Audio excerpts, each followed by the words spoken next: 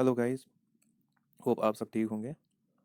तो रिसेंटली आपने देखा होगा कि मेरिट लिस्ट निकला है जूनियर असिस्टेंट का, जो मैं आपसे बहुत बार बोल रहा था कि ये जल्दी निकलने वाला है, लेकिन मैंने खुद भी आपको ये डेट नहीं बोली थी कि कब निकलने वाला है, because I was not sure about that. And that वो मैं ये आपको ऐसे ही नहीं बोलने वाला था कि निकलेगा, इस दिन पे निकलेगा, बिकॉज इसमें श्योरिटी नहीं थी। जो मैंने भी प्रिडिक्ट किया था ना, मैंने अराउंड 5 मार्च इसको प्रिडिक्ट किया था प्लस माइनस। लेकिन जो एफए का एग्ज़ाम हुआ था उसके बाद इन्होंने खुद भी बहुत ज़्यादा डिले किया था। यहाँ से इनके बहुत सारे एग्ज़ाम्स जो थे क्यू में थे, इसकी वजह से रिज़ल्ट, और मैं खुद भी इसको प्रिडिक्ट नहीं कर पाया उस टाइम एग्जैक्ट। लेकिन जो एनालिसिस थी उसकी बिना पर मैंने कहा था आपको कि आफ्टर 10 डेज जब भी की निकलती है तो रिज़ल्ट निकलता है इसका। तो फाइनली आप देख सकते हो मेरिट लिस्ट आ गया है इसका। तो मैं उन कैंडिडेट से कहना चाहता हूँ जो अभी स्ट्रेस में, जिनको समझ में नहीं आ रहा है कि क्या हो रहा है, वो उनकी टेंशन कम करने के लिए मैंने ये वीडियो बनाई है। आप ज़्यादा स्ट्रेसफुल मत रहो। लाइफ में अपॉर्चुनिटी बहुत ज़्यादा आती है। ऐसा नहीं है कि इस मेरिट लिस्ट या इसकी सिलेक्शन जब होगी उसके बाद अगर खुदा न खास्ता आप सिलेक्ट भी नहीं होंगे तो अपॉर्चुनिटीज़ लाइफ में इतनी नहीं होती, बहुत ज़्यादा होती हैं। तो आपको इसी पर ये नहीं रखनी है नज़र, इसके आगे भी नज़र रखनी है। तो अब जब हम इस बारे में जब बात करते हैं कि मेरिट लिस्ट इन्होंने जो ऐसे निकाला था, there was not any other way जिस वे में ये निकालते मेरिट लिस्ट। ये वे मेरे ख्याल में बेस्ट वे था। हाँ, कुछ डिस्क्रिपेंसी हैं इसमें, लाइक जो 20th का जो शिफ्ट था उसमें माइनस हुए हैं मार्क्स। हाँ, ये सही बात है। -5 हुआ है, -6 हुआ है आधों का, या आपको पता ही होगा कितने कैंडिडेट्स का माइनस हुआ है। तो जो 20th के थे उनका माइनस हुआ है, जो 21st के थे उनका प्लस है, +1 +2। और जो 24th था जो कि सबसे ज़्यादा टफ, कैंडिडेट्स बोल रहे थे कि ये सबसे ज़्यादा टफ है, उनका भी कुछ में माइनस, क्योंकि फर्स्ट शिफ्ट में उसका माइनस नहीं हुआ है, इसका सेम ही रहा है, कोई चेंज नहीं हुई है, और सेकंड शिफ्ट में इसका माइनस हुआ है। तो ये हार्ड वाला शिफ्ट कह रहे थे, जैसे कि कैंडिडेट्स ने अपडेट किया था अकॉर्डिंगली कि ये टफ था ये वाला शिफ्ट। तो इस वजह से वो 20th ये कह रहे हैं कि ईजी था, इस वजह से इसके माइनस हो गए, ठीक। लेकिन पैनिक होने की बात ही नहीं है, क्योंकि ये अभी मेरिट लिस्ट है, सिलेक्शन लिस्ट नहीं है। अभी मैं आपको समझाऊंगा कि ये मेरिट कैसे नीचे जाने वाला है। ये जो आपको कह रहे हैं ना कि ये 72 या 75 कह रहे हैं आधे, और खुश हो रहे हैं कि वो पहले ही आइटम नंबर को देखकर एनालिस करते हैं, जो कि मेरे ख्याल में बहुत ही इमेचवर तरीका है इसको देखने का, ठीक है। तो मैं आपको ये आगे बताऊंगा कि क्या क्या होगा इसमें, जिसकी वजह से इसका जो है मेरिट कम होगा। इसका 70 भी नहीं रहेगा, ओपन मेरिट का अराउंड 70 के नीचे ही रहेगा ओबियसली।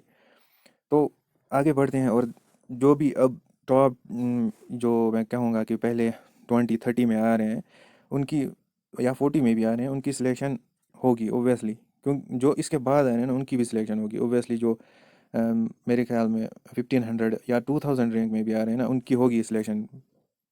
ये मैं उनका कह रहा हूँ जिनकी कैटेगरी है ना, उनका विद इन 2000 हो जाएगा, आराम से हो जाएगा, क्योंकि प्रेफरेंस जब होगी ना तब इसमें बहुत सारी चेंजेस आने वाली हैं। ये अभी मेरिट लिस्ट है, वो भी ओवरऑल। इसमें प्रेफरेंस जो है ना वो की पॉइंट रहेगा इसमें। मैंने जब आपको वीडियो बनाई थी ना पहली वीडियो, उसमें मैंने आपको बोला था कि जो टाइपिंग के मार्क्स है ना वो गेम चेंजर होंगे इसमें। वही हुआ है इसमें। क्योंकि अब देखो इन्होंने क्या किया है इस मेरिट लिस्ट में, इन्होंने पहले रिटर्न का लिया है। रिटर्न जो भी थे ना उनकी इन्होंने नॉर्मलाइजेशन की है। नॉर्मलाइजेशन के बाद इन्होंने सीधा ही जितने भी टाइपिंग में आते हैं ना मार्क्स, वो सीधा ही इन्होंने ऐड कर दिए हैं फिर इसके स्कोर में नॉर्मलाइजेशन के बाद। अभी कैंडिडेट्स क्या कर रहे हैं, वो ज़्यादातर मैंने देखा है वो क्या कर रहे हैं, वो सर्च कर रहे हैं ऊपर अपना नाम पीडीएफ में, फिर वो देख रहे हैं। इसमें आपको समझाऊंगा आगे, जो ये वाला आइटम नंबर क्या देख रहे हैं वो 250 आइटम नंबर, इस पे वो एनालिस कर रहे हैं, जो कि मैं कहूँगा बहुत ही ज़्यादा रॉन्ग है, ठीक है ना। इस पे एनालिसिस आप नहीं कर सकते हो। जो भी आपको यूट्यूबर बोल रहे हैं ना कि इसमें आप देखो अपनी रैंक है, फिर आप, नहीं, ऐसा नहीं होगा। Even if you are within 700 range और 600, इवन अगर आप, मैं बोल रहा हूँ 500 भी हो ना इसमें, तो वो आपकी सिलेक्शन नहीं डिसाइड करेगा। कैसे करेगा, क्योंकि ये एक ही आइटम नंबर आप देख रहे हो। एंड दैट टू आपको पता है कि 250 किस आइटम नंबर को रिप्रेजेंट कर रहा है, यानी कि किस डिस्ट्रिक्ट को ये रिप्रेजेंट कर रहा है। मेरे ख्याल में अब बहुत सारे कैंडिडेट्स ऐसे होंगे जिनको ये पता ही नहीं होगा कि ये किसको रिप्रेजेंट करता है। पहले मैं उनका शक निकालना चाहता हूँ जो जीएडी ज़्यादा करते हैं ना, उनको मैं ये बोलना चाहता हूँ ये आइटम नंबर जीएडी का है ही नहीं। पहली बात ये है, क्योंकि ये हेल्थ डिपार्टमेंट का है, ये हेल्थ डिपार्टमेंट का आइटम नंबर है ये, ठीक है ना। अभी मैं आपको ये प्रूव भी कर सकता हूँ कि ये देखो स्क्रीनशॉट मैंने उठा के रखा है इसका, आप देख सकते हो। ये क्या है, 2 ऑफ 2021। और अभी आप देखो अच्छा ये क्या है? ये है ना 250, ये किसको रिप्रेजेंट करता है? कुटवा, कुटवा डिस्ट्रिक्ट को रिप्रेजेंट करता है, ठीक है ना। तो आप इस पे एनालिसिस करोगे, ये एक डिस्ट्रिक्ट को रिप्रेजेंट करता है, ठीक है ना। 250 एक डिस्ट्रिक्ट को रिप्रेजेंट करता है, ये सभी डिस्ट्रिक्ट को रिप्रेजेंट नहीं करता। यही आप गलती करते हो। अब इसमें मेरे ढूंढ रहे हो अपना, इसमें मेरे ढूंढ रहे हो अपना, ये नहीं है। आपको पहले क्या करना है, आपको ये करना है कि आपको पहले देखना है कि मेरा डिस्ट्रिक्ट कौन सा है, उसको कौन सा आइटम नंबर रिप्रेजेंट करता है, जिसमें आपको जाना है। जैसे कि अब फॉर एग्जांपल अगर हम जीएडी का लेंगे, पहले आपको देखना है जीएडी, जीएडी को कौन सा आइटम नंबर रिप्रेजेंट करता है। 200 समथिंग होगा वो, लाइक 247 शायद यही है। तो इसमें आपको देखना है अपना मेरिट, मैं कहाँ पे फॉल कर रहा हूँ। अब रॉन्ग डिस्ट्रिक्ट में रॉन्ग आइटम नंबर को देख रहे हो, उससे कहाँ आपको पता चलेगा कि आप कहाँ पे हो। फॉर एग्जांपल अगर किसी ने यहाँ पे, फॉर एग्जांपल किसी बंदे ने यहाँ पे किया है 250 आइटम नंबर को जो है अप्लाई किया है, सिर्फ इसी को अप्लाई किया है, और वो समझता है कि मैं जीएडी में जाऊँगा। कैसे जाएगा? क्योंकि जीएडी को ये आइटम नंबर रिप्रेजेंट ही नहीं करता, तो वो क्या जाएगा वहाँ पे। यहीं पे आप गलती करते हो। अब इसका सोल्यूशन क्या है? इसका यही सोल्यूशन कि आप डीवी, और जब भी प्रेफरेंस देंगे ना, इसको आपको वेट करना ही होगा इसमें। जब भी डीवी डीवी के लिए जो भी कैंडिडेट्स ये कॉल होंगे, उसी टाइम आपको पता चलेगा कि मेरे चांसेस कितने हैं सिलेक्ट होने के। यही पे आपको पता चलेगा जब डीवी की जो ये कॉल करेंगे ना आपको डीवी के लिए। एंड दैट टू प्रेफरेंस इसके साथ शायद होगा, शायद श्योर नहीं हूँ मैं, लेकिन प्रेफरेंस इसके साथ ही होता है। यही सबसे बड़ा फैक्टर इसका प्रेफरेंस है। जैसे ही आप प्रेफरेंस दोगे ना, उसी टाइम जो है वो डिसाइड करेगा।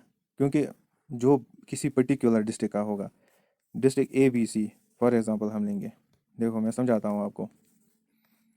और स्ट्रेस लेने की बात ही नहीं, इसमें मेरिट लो होगा, ये आप दिमाग में रखो, इसका मेरिट लो होगा। आप पैनिक मत हो जाओ, एक आइटम नंबर को देखकर आप एनालिसिस कर रहे हो, मैं समझता हूँ बहुत ही इमेचुअर तरीके से आप ये देख रहे हो। देखो अगर डिस्ट्रिक्ट है like A B C D है, ठीक, तो पहले ही आपको जब आपकी प्रेफरेंस आएगी, फॉर एग्जांपल अगर मुझे बी डिस्ट्रिक्ट में जाना है, ठीक, फिर इसकी मैं एक प्रेफरेंस रखूँगा, इसकी सेकंड रखूँगा, इसकी थर्ड रखूँगा। अब आपको ये भी पता नहीं है कि किस बंदे ने किस डिस्ट्रिक्ट में प्रेफरेंस दी, या चाहे वो उस डिस्ट्रिक्ट में नहीं जाना चाहता है जिसमें उसकी जो है सिलेक्शन हो गई है। ये भी फैक्टर रहेगा ना इसमें। तो आप ये कभी नहीं कह सकते कि आप अगर इस वाले आइटम नंबर पे इस बेस पे आप देख रहे हो कि मेरिट मैं कहाँ पे फॉल कर रहा हूँ। लाइक ओपन मेरिट का मैंने ज़्यादातर क्या देखा, इसमें अगर देखेंगे वो, मैं 700 में आ रहा हूँ पहले, तो मैं सिलेक्ट हो गया। ये कौन सी एनालिस्ट हुई? He may be out of the list, ऐसा नहीं है। या आपने पहले 500 में देखा अपने आप को, तो फिर आप बोलोगे कि मैं इन हूँ, ऐसा नहीं होगा। क्योंकि अगर इसकी फॉर एग्जांपल अगर इसकी इस आइटम नंबर की या इस नोटिफिकेशन की अगर लिमिटेड सीट्स होंगी ना, फॉर एग्जांपल इसकी सीट्स अगर ओपन मेरिट की 250 हैं, फॉर एग्जांपल मैं ले रहा हूँ यहाँ पे, तो आपकी रैंक कहाँ है? 500 में, तो आप तो पहले ही आउट हो गए, है ना।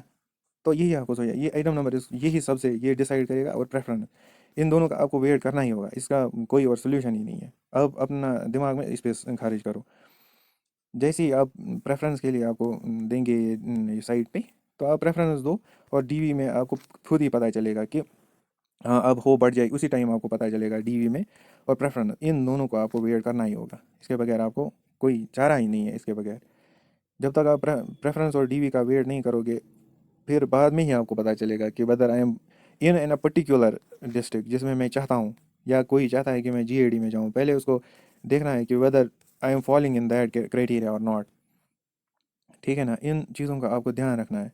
तो अभी पैनिक मत हो जाओ। और जो भी आपको ये बोल रहे हैं ना, कि कोई बोल रहा है, मैंने बहुत बार ये देखा, अभी मैं कल से देख रहा था कि कोई बोल रहा था कि हाँ यू आर इन कंग्रेचुलेशन यार, उसको फॉल्स होप नहीं देनी चाहिए किसी को भी। क्योंकि कल को अगर वही बंदा उस लिस्ट से आउट हो गया, तो क्या करोगे आप?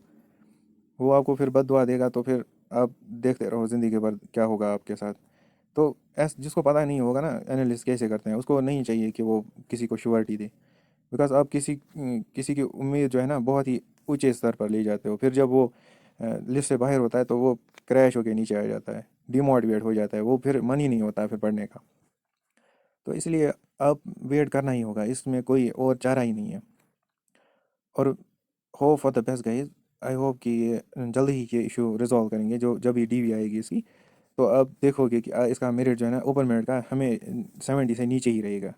मैं बोल रहा हूँ उनका जिन्होंने हर एक आइटम नंबर में ये अप्लाई किया है।